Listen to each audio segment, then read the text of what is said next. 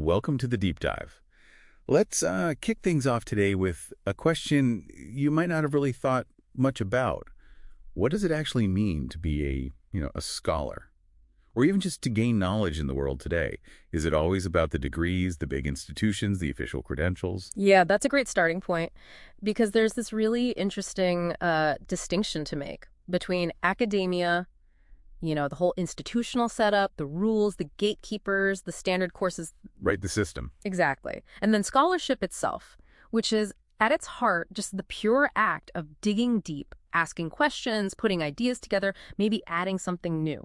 And that can happen anywhere, right? Not just inside those walls. Okay, that makes a lot of sense. So if scholarship is this pure inquiry thing, separate from, say, a university campus, what does that actually look like? How does someone, do that kind of independent knowledge seeking out in the wild? Well, that brings us to this really fascinating concept called kinetic scholarship. Kinetic scholarship. Yeah. Okay. Yeah. And it's not about sitting in a lecture. It's described as embodied, recursive, self-directed, and deeply personal. Embodied. So like in your body. Kind of, yeah. It's knowledge that doesn't just come from books, though libraries are part of it. It unfolds in libraries and kitchens. It sort of murmurs through dreams and marginalia. Right. The really key idea here is that it resists the notion that meaning must pass through a gate to be real. Ah, okay. So it doesn't need that official stamp of approval to be valid. Precisely. It's knowledge in motion, shaped by your actual experiences. Yeah. Like, think about an artist, maybe, who develops a totally unique style over years, not necessarily from art school, but just through their own experimenting, reflecting, pouring their life into it. That's kind of kinetic scholarship. Wow. Okay. That's quite a powerful idea. Yeah. Learning through doing, trying, messing up, adapting, without a teacher holding your hand the whole time. Yeah. It really makes you think about how often we dismiss knowledge that doesn't have that official piece of paper attached. Yeah. But where does this whole idea come from? Is it like a totally new thing? Well, what's fascinating is that this idea of knowledge being in motion or embodied, it's actually not new at all.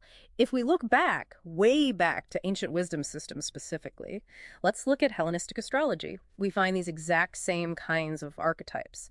We can use the ninth house and the third house from astrology to kind of guide us here. Okay, Hellenistic astrology. Tell us about these houses then. What's the ninth house telling us in this context? So the ninth house in that system, it symbolizes what they call sacred seeking. Think big journeys, long-distance travel, deep philosophical questions, maybe oracular insight, that quest for a bigger cosmic order. Right. It's where the sun rejoices, but not in a classroom. It rejoices as it rises, above the horizon, seeing the unknown.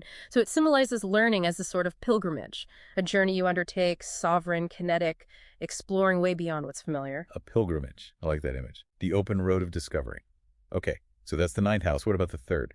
And then you've got the third house. This is where the moon rejoices.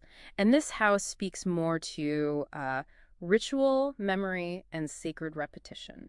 Okay, so less about the grand journey, more about something else. Yeah, if the ninth is the big pilgrimage, the third is maybe like tending a sacred space or a garden. It's about how we bring those big ideas, those visions from the ninth house back into our daily lives, how we remember them, integrate them, cyclically care for the knowledge we gain. Ah, so it's the practice, the routine. Exactly. It's the steady devotional side of things, like practicing a craft daily or regular reflection. That's what keeps the knowledge alive and really part of you. This is really interesting how these ancient ideas shed light on, well, modern ways of learning.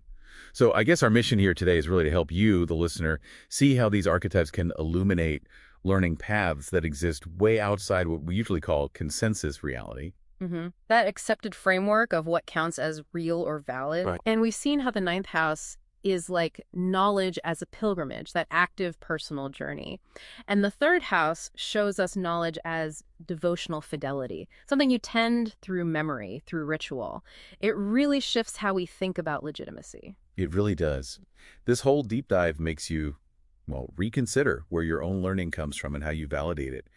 It brings out that this kinetic scholarship isn't just some quaint idea. It actually offers something called epistemic descent. Right, epistemic descent, which basically means it's a way of knowing that pushes back against the standard ways we decide what knowledge is good or true.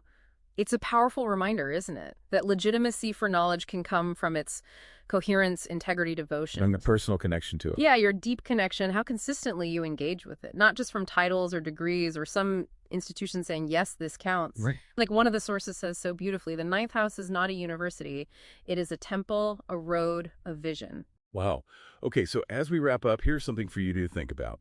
If learning can be sacred without accreditation, what we've been saying, and if movement is a form of thought, what might your own unique pilgrimage of knowledge look like? Your own ninth house journey?